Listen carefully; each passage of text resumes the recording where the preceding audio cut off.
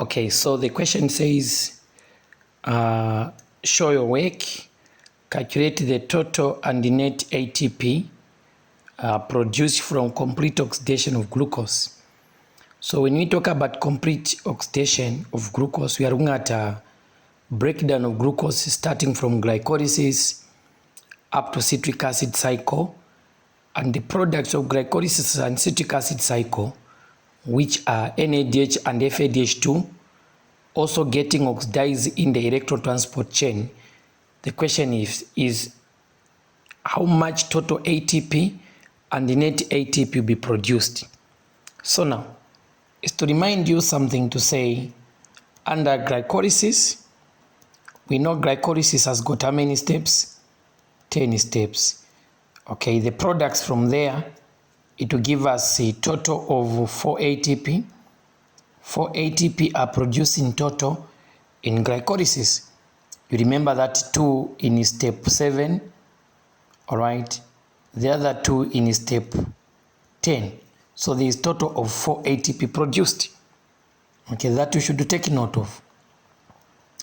Then used, there are 2 ATP that are used, all right, in glycolysis. That is in step 1 and 3, uses ATP. So most of the times, that's what you need to know. And then other products from glycolysis include 2 NADH molecules in step number 6. Okay, very important. These are the main things that are produced, all right? The other thing that is produced from glycolysis are the 2 pyruvate molecules. Now, the 2 pyruvate molecules that are produced in glycolysis enter mitochondria where they get oxidized into acetyl-CoA. Oxidation of 2 pyruvate into acetyl-CoA produces 2 NADH molecules. Very important. And then this acetyl-CoA that is produced enters, all right, enters oxidation plus decarboxylation in a citric acid cycle, all right, via 8 steps, via 8 what? Steps. So what will be the products from there? So the products will be, remember, there are 2, so this will be multiplied by 2.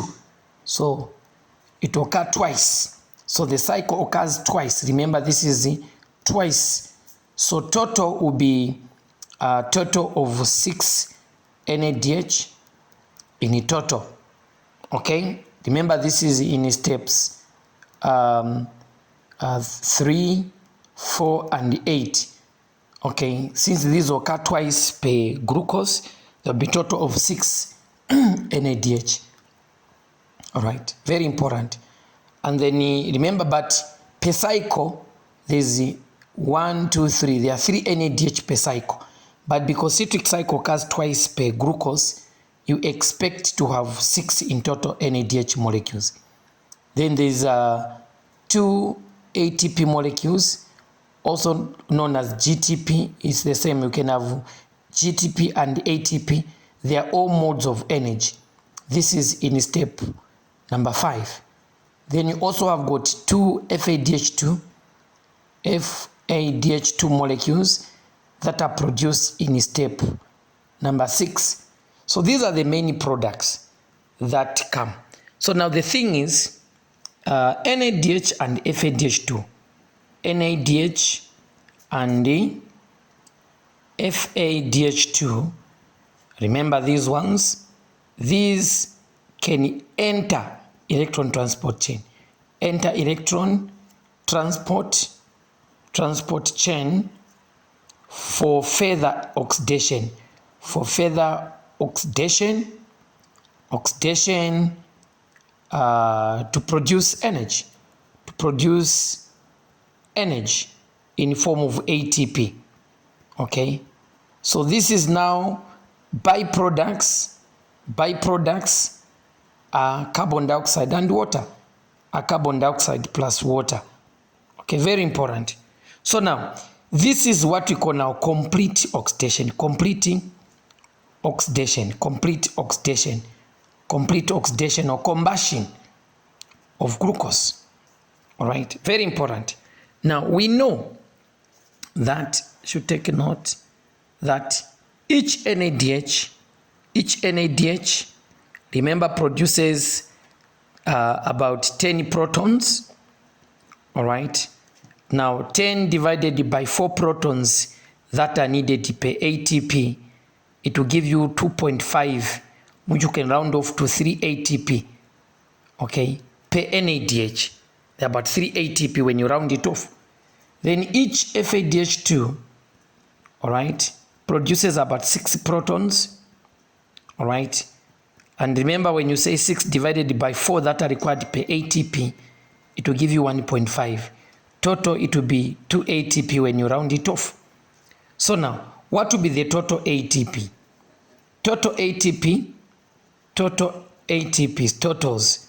You look at how many NADH molecules are there in a total from glycolysis all the way up to citric cycle.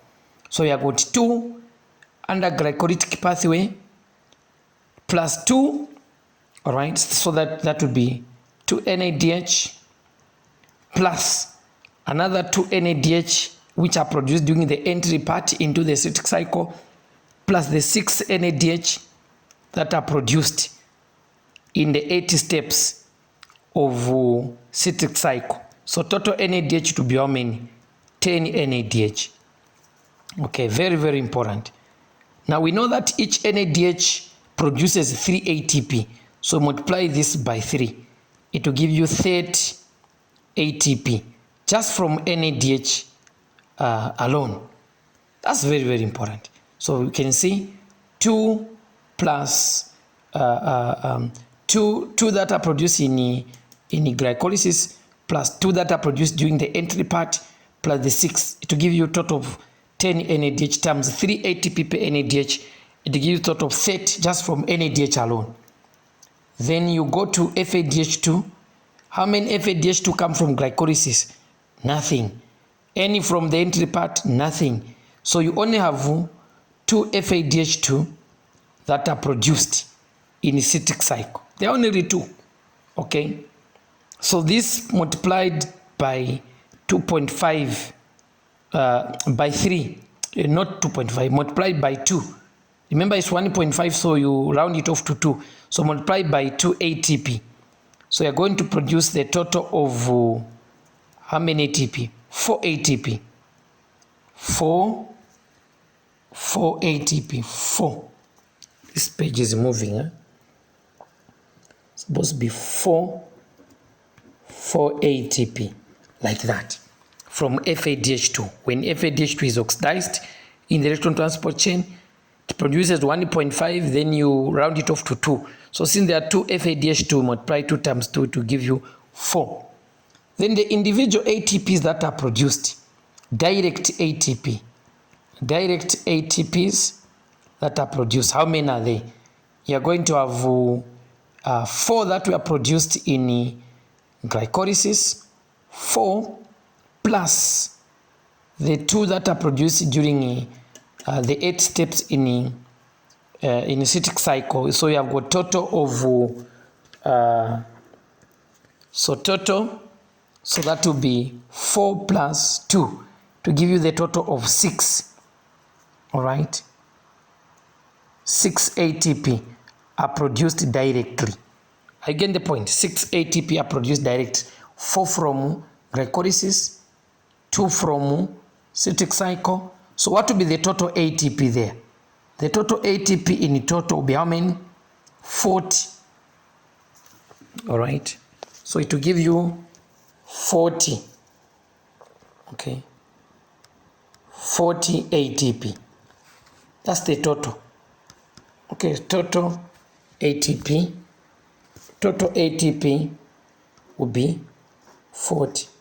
That's the answer. Then the net ATP, if they want you to calculate the net ATP, let me put this because it keeps on moving. So the net ATP,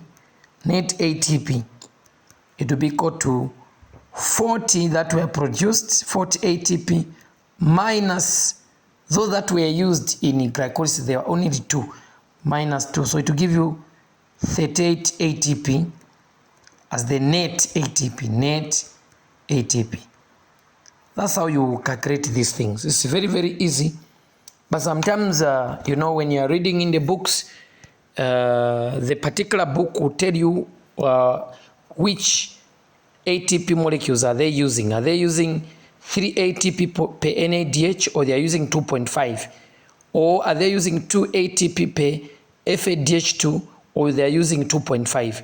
Here we are using the whole numbers that we have rounded off, and that's how you come about like this. But when you read in books, you might find a different value in certain books where they are using 2.5 for NADH or 1.5 for FADH2. But if you are to use 2.5 and 1.5, still more make sure you show and you indicate in your calculations, and you must be still able to arrive at correct answers using that method. But using this method, we are using 3 ATP per NADH and 2 ATP per FADH2, then these are the values that you get. And from the lectures that I taught you, this is what I expect you to know and be able to understand and how it comes about. All right, so we end here. This is Dr. Perfect Muleya.